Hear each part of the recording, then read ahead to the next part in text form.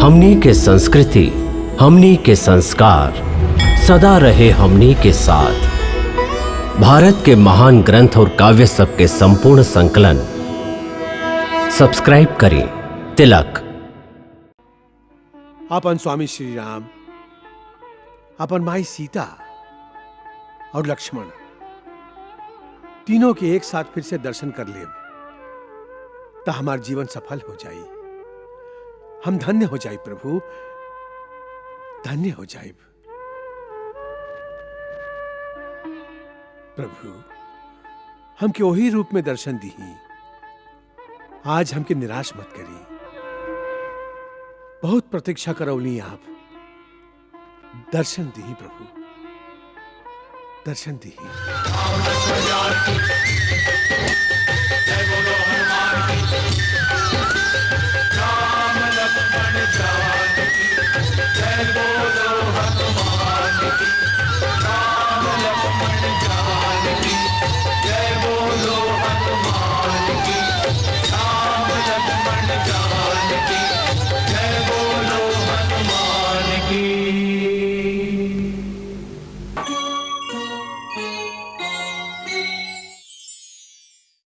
जय श्री कृष्ण। यहाँ तक हम आपके भगवान श्री कृष्ण के विविध लीला देखौली। अब हम श्री कृष्ण के जीवन कथा के ओह प्रमुख मोड़ पर आ गई हैं, जहां से हम वहां के जीवन के सबसे महत्वपूर्ण लीला की ओरी अग्रसर होके वाला है, जहां वो अर्जुन के एगो युद्ध क्षेत्र के बीच ठाड़ होके गीता के उपदेश दी हैं। समोहम सर्वभूतेषु नामे द्वेष वस्ति न प्रियः ये भजन्तु तु मां भक्त्या मैते तेषु चाप्यहम्। हे अर्जुन, सभे आत्मा में हम व्याप्त हैं। ना हमके केहू से द्वेष है, ना केहू ज्यादा प्यारा है। बाकी जे हमके भक्ति और प्रेम से भजेलन, ऊ हमरा में और हम उनका में रहिले। जीवन के ओह मोड़ पर श्री कृष्ण के रूप एगो गुरु के हो जाला, बल्कि परम गुरु के, जे आपन सखा और आपन शिष्य अर्जुन के माध्यम से सगरे मानव जाति के जीवन के एगो गहरा दर्शन समझा रहल हैं। जीवन दर्शन के गूढ़ रहस्य के उद्घाटन कर रहल हैं।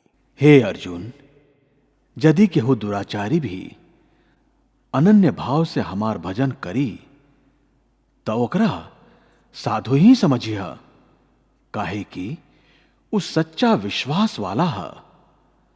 हमार भक्ति के प्रभाव से ऐसन जीव बहुत जल्दी धर्मात्मा हो जाला और शाश्वत शांति के प्राप्त हो जाला।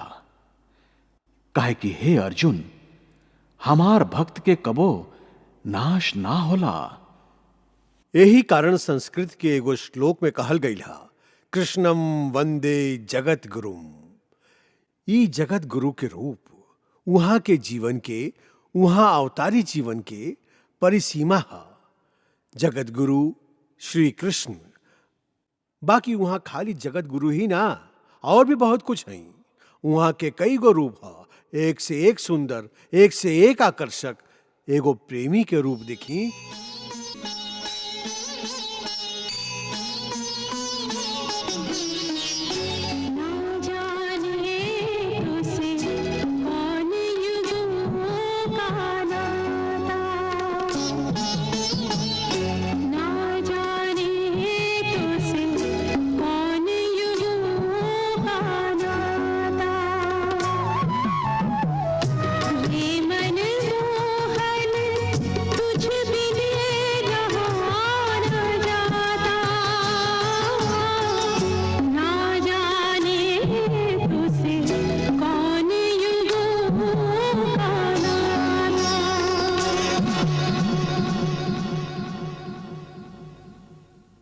बेटा के रूप, योद्धा के रूप,